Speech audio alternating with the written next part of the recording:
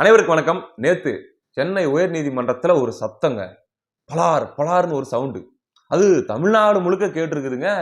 நிறைய பேர் எனக்கு கேட்டுச்சுங்க, உங்களுக்கு கேட்டுச்சா அப்படிங்கிற மாதிரி வீடியோ எல்லாம் கூட போட்டு பேசிட்டு இருக்கிறாங்க.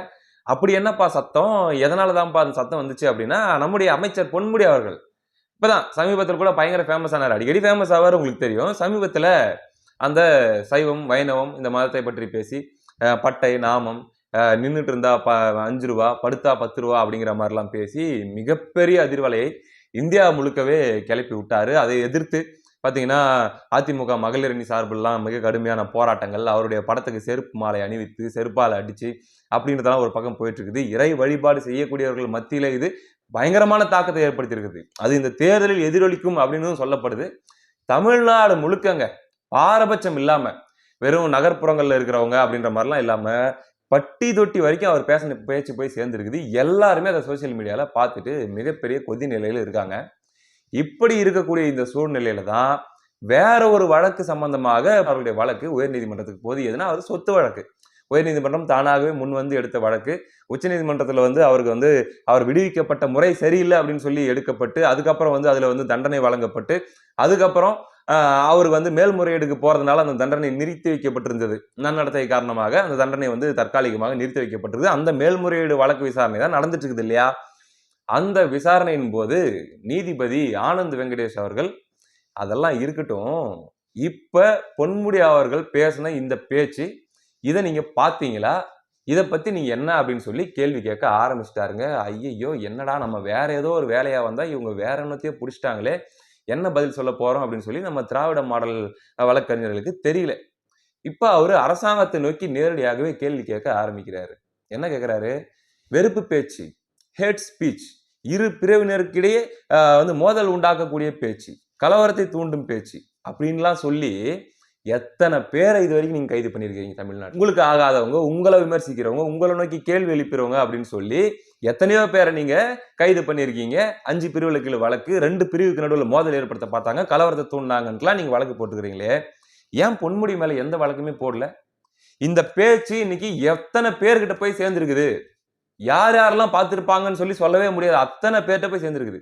அது பாட்டுக்கு பரவிட்டு இருக்குது. அதுல யாராச்சும் ஒருத்தர் பார்த்து ப்ரோவோக் ஆகி அதுல ஒரு மோதல் வராது, அதுல ஒரு பிரச்சனை வராது, சமூகத்துல குழப்பம் வராது அப்படின்ட்டு உங்களால சொல்ல முடியுமா?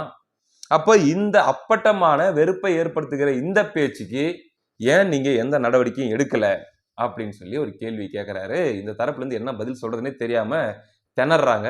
தொடர்ச்சியாக அவர் மேலும் குறிப்பிட்டிருக்கிறார் நீதிபதி அவர்கள். அதாவது, உங்களுக்கு நான் டெட்லைன் கொடுக்குறேன். ஏப்ரல் 23 வரைக்கும் உங்களுக்கு டைம். அதுக்குள்ள நீங்களாகவே வழக்கு பதிவு செஞ்சு நீங்களாவே அடுத்தடுத்த கட்டத்துக்கு ஒழுங்கான விசாரணை கொண்டு போய் இதுல நீங்க அவருக்கு தண்டனை பெற்று தரணும். அப்படி இல்லை என்றால் 23ஆம் தேதிக்கு மேலே நீங்க தாழ்த்தினீங்கன்னா நாங்களாகவே தானாக முன் வந்து இந்த வழக்கை எடுப்போம். மேலும் காவல்துறை மீது நீதிமன்ற அவமதிப்பு வழக்கையும் நாங்க போடுவோம்னு சொல்லி நறுக்குன்னு ஒரு கொட்டு திராவிட மாடல் அரசுக்கு அவரு வச்சிருக்காரு. அவர் கூட சமீபத்துல பொன்முடி அவர்கள் வருத்தம் எல்லாம் தெரிவிச்சிருந்தாரு. அந்த நேரத்துக்கு ஒரு கண் துடைப்பு நாடகம் மாதிரி கனிமொழி அவர்கள்கிட்ட இருந்து ஒரு அறிக்கை, அதுக்கப்புறம் அவருக்கு கட்சி பொறுப்பில் இருந்து மட்டும் நீக்கம் அப்படிங்கிற மாதிரிலாம் சிலதை பண்ணாங்க. ஆனா அதனால் புண்பட்டவர்கள், காயம்பட்டவர்கள் இதெல்லாம் பத்தாதுங்க, முறையான நடவடிக்கை எடுக்கணுங்க, அமைச்சர் பதவியிலிருந்து நீக்கணுங்க அப்படின்லாம் கூட சொல்லிட்டு இருந்தாங்க. இந்த நிலையில கோர்ட் இப்படி சொல்லியிருக்கிறது மிகப்பெரிய அதிர்வலை தமிழ்நாட்டில் ஏற்படுத்தி இருக்குது.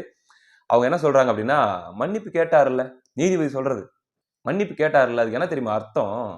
குற்றத்தை அவர் ஒத்துக்கிட்டாருன்னு அர்த்தம். அதாவது அந்த வீடியோல பேசினது அவர் தான், அது ஆர்டிபிஷியல் இன்டெலிஜென்ஸ் எல்லாம் கிடையாது, அவரே தான் பேசியிருக்காரு, அது தவறு அப்படின்னு சொல்லி அவரே ஒப்புக்கொண்டார். குற்றவாளியே குற்றத்தை ஒப்புக்கொண்டு விட்டார்.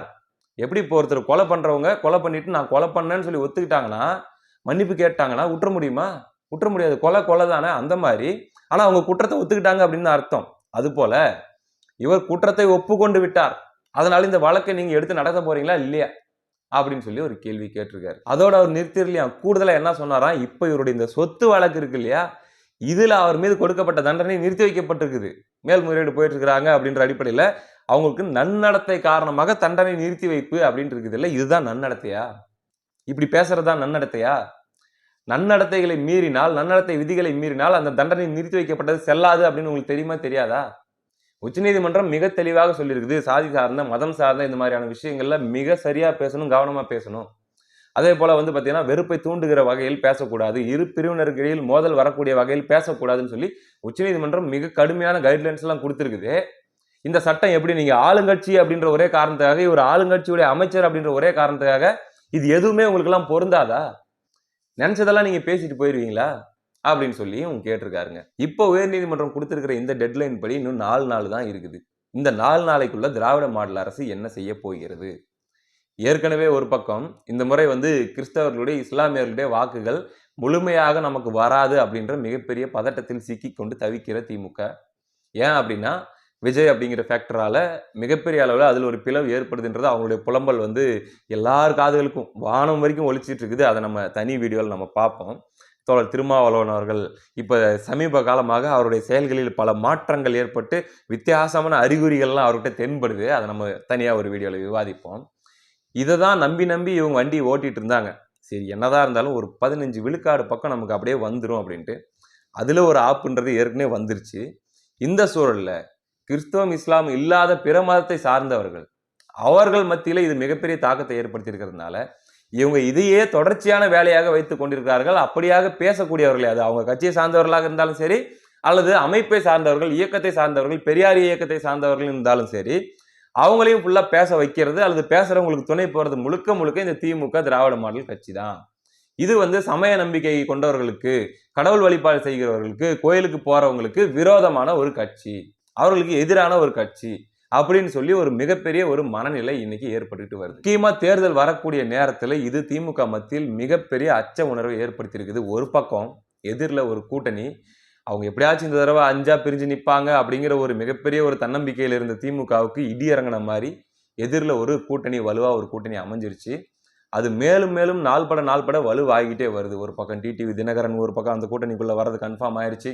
இன்னொரு பக்கம் பார்த்தீங்கன்னா பன்னீர்செல்வம் அவர்களும் கூட உள்ள கொண்டு வரப்படுறது அப்படிங்கிறது கன்ஃபார்ம் ஆன மாதிரி தெரியுது. அந்த கூட்டணிக்குள்ள அவங்க அதிமுகக்குள்ள வராங்களோ இல்லையோ அந்த கூட்டணிக்குள்ள 2 சீட்டு அப்படின்ற மாதிரி அவங்களுக்கு தனித்தனியா கொடுத்து அவங்களும் சேர்ந்து அந்த அணியில் திமுகவை வீழ்த்தக்கூடிய அந்த மெகா கூட்டணியில ஒருத்தராக சேர்ந்துட்டு வராங்க. ஏற்கனவே 2021 தேர்தலில் பல்வேறு தொகுதிகளில் சில 1000 ஓட்டு வித்தியாசங்கள்ல அதிமுக தோக்கறதுக்கு காரணமாக இருந்த ஃபேக்டர்ஸ் எல்லாம் இப்ப சரி செய்யப்பட்டு வருது. அதாவது அதே அதிமுக, பாஜக, பாமக, அமமுக, அப்ப அமமுக இல்ல, தேமுதிக இல்ல. இப்போ அந்த அவங்க எல்லாமே உள்ள கொண்டு வர்றதுனால பல மாவட்டங்கள்ல பல தொகுதியில் அந்த மார்ஜினல் ஃபெயிலியர் அப்ப ஏற்பட்டது எல்லாத்தையுமே இப்ப சரி செய்யக்கூடிய நிலைக்கு அதிமுக அணி என்பது வந்திருக்கிறது. இது வந்து அவங்களுக்கு ஒரு மிகப்பெரிய ஒரு பூஸ்டா பாக்குறாங்க. பார்த்தோம்னா நல்லாவே தெரியுது எதிரணியில் இருக்கிறவங்க கிட்ட கதறல் சத்தம். ஏதாவது இப்ப இவங்க பாஜக வந்துருச்சு அவ்வளவுதான் அதிமுக தோத்துரும் அப்படித்தானே பேசணும். ஆனா அப்படி இல்லாம தினம் அவங்க அந்த எதிரணியை பார்த்து அதிமுக அணியை பார்த்து கதறக்கூடிய நிலையில் திமுக இருக்கிறது நல்லாவே தெரியுது. கூட்டணி உடையிற மாதிரி இருக்குது, ஏதோ உடைய போகுது, உடைஞ்சிரும்னு ஒரு நம்பிக்கை இருக்குது, சலசலப்பா பிரச்சனையா அப்படின்னு சொல்லி அந்த கூட்டணியை பார்த்து இவங்க பயப்படுறாங்க அப்படிங்கிறது அப்பட்டமாக தெரியறது. அவர்களுடைய செயல்பாடுகளிலும் பேச்சுகளிலும் மீடியா வச்சு பண்ணக்கூடிய நரேட்டிவ்களும் அப்படியே தெரியுது. அதுல இருந்தே இப்பயே அவங்களே கிட்டத்தட்ட எதிரில் வரக்கூடிய கூட்டணி பலமான கூட்டணியாக அமைஞ்சு இப்ப பாமகவும் போய் உட்காந்துட்டாங்க அப்படின்னா இந்த தேர்தல் நமக்கு சங்குதான். ஏற்கனவே விஜய் வந்து மைனாரிட்டிஸ் ஓட்டு அப்படின்னு நம்ம நம்பக்கூடிய ஓட்டுகளை நம்மளுடைய உயிர் நாடியாக இருக்கிற ஓட்டுகளையும் பிரிச்சிடுற மாதிரி தெரியுது. என்ன பண்ண போறோம், எதை தின்னா பித்தம் தெளியும் அப்படின்னு சொல்லி தவிச்சு திணறிட்டு இருக்கிற இந்த நிலையில தான் பொன்முடி அவர்கள் இன்னொரு கடப்பாரி தூக்கி இறக்கியிருக்காரு திராவிட மாடல் மீது. கிட்டத்தட்ட ஒரு மாதிரி தளர்ந்து போன மனநிலைக்கு அவங்க வந்துட்டாங்க. அடுத்தடுத்து என்ன பண்ண போறாங்க, அடுத்தடுத்த நகர்வுகள் என்ன நடக்க போகுது, இப்ப இந்த மாதிரி கோபமா இருக்கிற மக்களுடைய கோபத்தை தணிப்பதற்காக பொன்முடி அவர்கள் மீது நடவடிக்கை எடுப்பார்களா, கைது வரைக்கும் போகுமா, அல்லது வந்து அவருடைய அமைச்சர் பதவி பறிக்கப்படுமா, அப்படி ஏதாச்சும் பண்ணா பொன்முடி என்ன மாதிரியான சேட்டைகளை காட்டுவாரு திமுகவுக்கு எதிரா, அது திமுகவை எப்படி பாதிக்கும் அவங்களுடைய மாவட்டத்துல, அவர் என்னென்ன மாதிரியான விஷயங்களை பண்ணும், இப்படி பல சிக்கல்களுக்குள்ள திமுக மாட்டிட்டு முழிக்குது. நடக்கிறதெல்லாமே பார்த்தீங்கன்னா திமுகவின் அஸ்தமனத்தை நோக்கி அப்படி நகர்ந்துட்டு இருக்கிற மாதிரி 2026 நோக்கி நகருது. இன்னும் 1 வருஷம் இருக்குது. என்னென்ன நடக்க போகுது அப்படிங்கிறத பொறுத்திருந்து பார்ப்போம். அடுத்த காணொலியில் சந்திப்போம். நன்றி.